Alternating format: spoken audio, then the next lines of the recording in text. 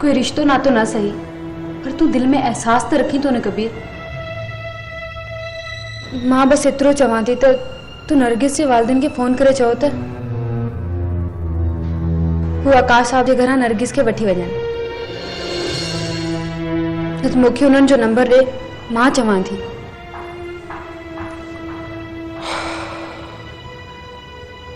बाबा ॿुधायो त हू घर खाली करे लाइ केॾा हलिया विया आहिनि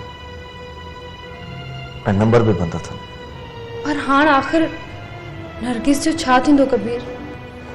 हू आकाश सां शादी करे वठंदी, इन जे लाइ त मूंखां तलाक वरिती अथई।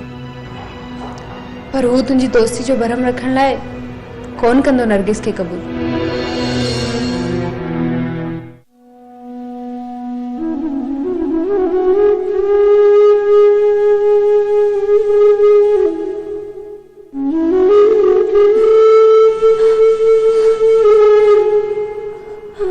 अदा अजय नरगिस सां मुंहिंजो अहिड़ो को बि तालुक न हो शर्मीन। तो पर अदा कबीर छो चयो त मां तव्हां ॿिन्हिनि जी शादी? नरगिस बि तो वांगुरु ई घर छॾियो ऐं पंहिंजे लाइ वापसीअ जा दरवाज़ा हथ सां बंदि कया अथसि। पर अदा तव्हां हुन जो सहारो छो न तव्हां बणिजी वञो?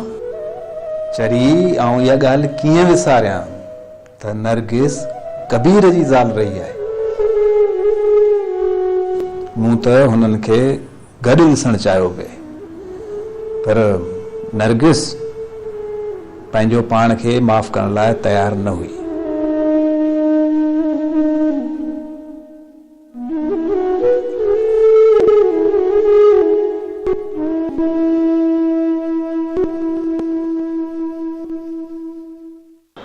भला उहा छोकिरी बि तो जेतिरी ख़ूबसूरत आहे, बाक़ी तो कंहिं जहिड़ी तरीक़े से तुसां गॾु बर्दाश्त न कंदुसि। कबीर प्लीज तव्हां मुंहिंजी ॻाल्हि खे मज़ाक में न टारियो। मूंखे डप थो लॻे। अचे पाण ॾिसी वठ, मुंहिंजे हथ में शादी जी ॿी लकीर किथे लिखियल आहे। मुंहिंजे दिलि जा सभु रस्ता तो वटि अची ख़तमु था थियनि।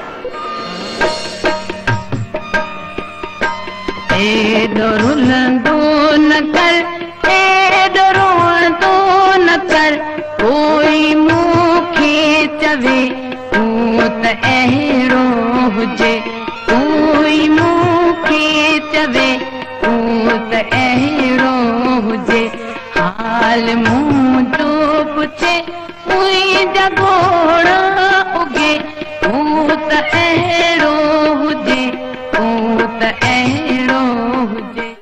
ज़िंदगीअ जो सफ़र कीअं अकेलो कयां, तो त मूं सां हले, तो त अहिड़ो हुजे, तो त मूं सां हले।